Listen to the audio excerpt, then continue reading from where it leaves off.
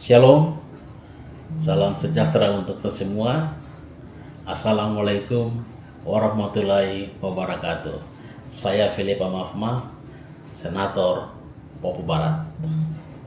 Pada kesempatan ini, saya ingin membagi pandangan saya terkait dengan situasi kekinian di Papua yang perlu menjadi bahan diskusi bagi publik, khususnya Papua. Tetapi pada topik ini saya akan lebih condong mengarah kepada politik menjelang pemilu kepala daerah dan wakil kepala daerah, baik itu pemilu gubernur dan wakil gubernur, pemilu bupati, wakil bupati, atau pemilu wali kota, wakil wali kota di tanah Papua. Bapak Ibu hadirin sekalian, Bapak Ibu pemirsa yang budiman, khususnya publik di tanah Papua. Sejak perubahan Undang-Undang Otonomi Khusus, salah satu hal yang penting yang harus menjadi perhatian kita semua hari ini adalah di setiap DPR kabupaten dan kota ada yang disebut dengan DPR yang melalui mekanisme pengangkatan. Ada dua jenis atau model DPR di provinsi dan kabupaten. Di provinsi ada anggota DPR yang dipilih melalui pemilihan umum yang dicalonkan oleh partai politik, tapi juga ada anggota DPR provinsi yang diangkat. Hal yang sama juga di DPR kabupaten dan kota. Ada anggota DPR yang dicalonkan oleh partai politik, dan ada juga anggota DPR yang diangkat. Itu adalah bagian yang pertama. Kenapa bagian ini disahkan? Kenapa bagian ini dirumuskan dalam kebijakan otonomi khusus bidang politik? Apabila kita melihat lebih dalam fakta-fakta tentang representatif orang asli Papua di parlemen yang minoritas, maka lahirlah DPR yang diangkat sebagai komitmen agar orang asli Papua mayoritas di parlemen, baik itu di DPR provinsi dan di DPR kabupaten. Jika ada yang bertanya, kenapa hanya di DPR provinsi dan di DPR kabupaten? Karena pemberlakuan otonomi khusus memiliki ruang lingkup yang terbatas pada wilayah yang terbatas.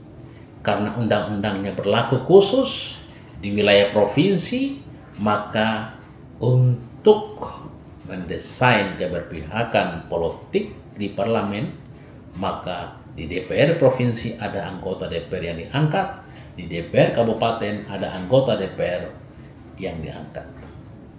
Sehingga orang asli Papua menjadi mayoritas di parlemen. Kenapa harus orang Papua mayoritas di parlemen? Dalam penyusunan kebijakan pembangunan di daerah, dalam menyusun anggaran pendapatan belanja daerah, sasaran strategi utama itu adalah kebijakan afirmasi keberpihakan memproteksi kepentingan orang asli Papua.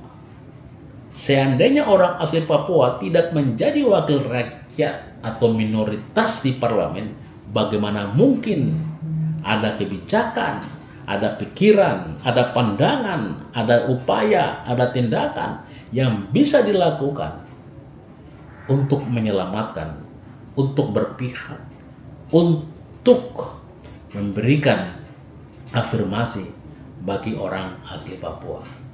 Sering kita berpandangan bahwa hanya orang asli Papua sajalah yang bisa memikirkan tentang diri dan warganya.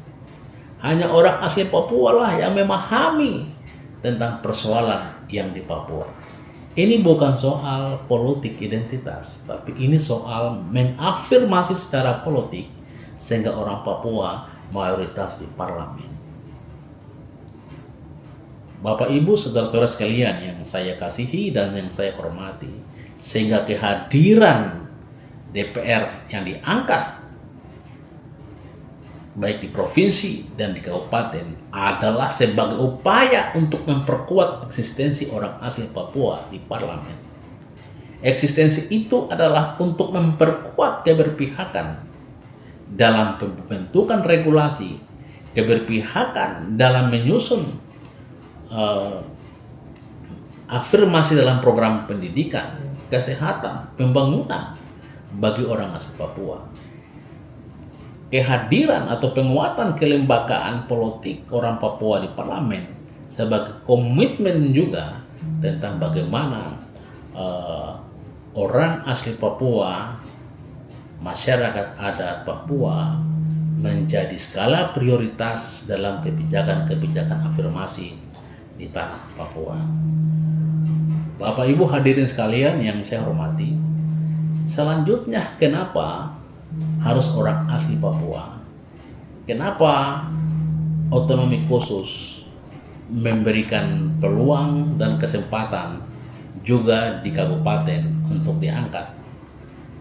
Selain tadi adalah sebagai wujud komitmen kita agar orang Papua sebagai mayoritas di parlemen, tentu manfaat berikutnya adalah bagaimana peran daripada wakil-wakil rakyat yang diangkat dalam konteks otsus ini bisa melakukan hal-hal dan terobosan-terobosan besar untuk kepentingan rakyat di daerah. Bapak Ibu hadirin dan juga pemirsa di mana saja berada, tetapi yang tidak kalah jauh penting itu adalah adanya distribusi dana otonomi khusus yang distribusinya langsung ke kabupaten dan kota, dan juga distribusinya langsung ke provinsi. Dana otsus yang dikelola di provinsi dikawal oleh DPR yang diangkat di provinsi, dan anggaran dana otsus yang didistribusikan ke kabupaten dikawal pula oleh anggota DPR yang diangkat di wilayah kabupaten tersebut. Dikawal dalam arti memastikan bahwa program pemerintah daerah benar-benar program yang bersumber daripada kebijakan-kebijakan otonomi khusus betul-betul berpihak dan menjawab kebutuhan-kebutuhan orang asli Papua atau masyarakat adat. Jadi sesungguhnya kehadiran kursi pengangkatan DPR di kabupaten dan di provinsi adalah sebagai komitmen agar ada partisipasi politik orang Papua di parlemen, agar kebijakan-kebijakan yang dilakukan antara eksekutif dan legislatif tujuan utamanya adalah kebijakan afirmasi bagi orang asli Papua. Dengan dasar seperti inilah, maka walaupun undang-undang tidak merumuskan dengan pasti bahwa gubernur dan wakil gubernur adalah orang asli Papua sesuai dengan amanat undang-undang otonomi khusus, tetapi dalam konteks bupati, wakil bupati, atau wali kota tidak dibatasi bahwa semua orang boleh menjadi bupati dan wali kota atau wakil bupati. Walaupun demikian, dari histori yang saya telah uraikan sebelumnya, maka makin mempersempit ruang bagi orang yang tidak memiliki kompetensi, tidak punya kemampuan, tidak punya basic terkait dengan orang asli Papua, maka tidak mungkin akan menjadi bupati atau wali kota atau wakil bupati dan lain sebagainya. Kenapa? Karena sebagian besar pembahasan afirmasi di parlemen di kabupaten hakikatnya adalah terkait dengan kepentingan orang asli Papua sebagaimana amanat Undang-Undang Otsus yang memberikan alokasi dana otonomi khusus, transfer dana Otsus langsung ke kabupaten dan kota. Dan di DPR kabupaten kota juga telah diangkat anggota DPR melalui mekanisme pengangkatan. Oleh sebab itu, tentu warna di parlemen di kabupaten telah mencerminkan otonomi khusus, maka dengan sendirinya menjadi pandangan kita bahwa ketiga orang asli Papua menjadi bupati dan wakil bupati, wali kota dan wakil wali kota adalah orang asli Papua. Itu juga adalah bagian daripada komitmen kita untuk memastikan representatif orang Papua tidak hanya ada di parlemen, di DPR kabupaten dan DPR provinsi, tetapi juga dalam bidang eksekutif, bupati dan wakil bupati juga adalah orang asli Papua. Bapak Ibu saudara-saudara sekalian, selanjutnya kita juga yakin dan percaya dan berharap ketika ada anggota DPR yang diangkat di provinsi, diangkat di kabupaten, dan ketiga bupati, wakil bupati adalah orang asli Papua, maka harapan kita minimal 5 tahun dalam periodik melaksanakan tugas, mereka bisa melakukan terobosan-terobosan besar yang sifatnya kebijakan, afirmasi untuk menyelamatkan kepentingan orang asli Papua. Yang pertama adalah kebijakan afirmasi soal pendidikan, kebijakan afirmasi soal kesehatan, kebijakan afirmasi tentang ekonomi kerakyatan, dan kebijakan afirmasi tentang pembangunan.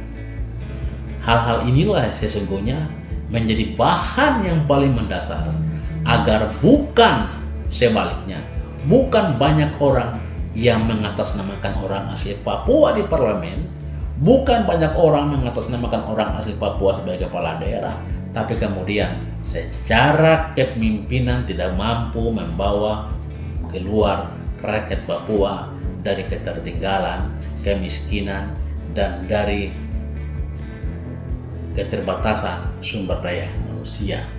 Hal inilah yang harus menjadi terobosan besar kita pada periode 2024-2029, bahwa inilah momen kebangkitan orang Papua untuk bersatu, untuk kuat memperjuangkan kepentingan rakyat, lembaga politik dan lembaga eksekutif. God bless you. Philip Amafma, Senator Papua Barat.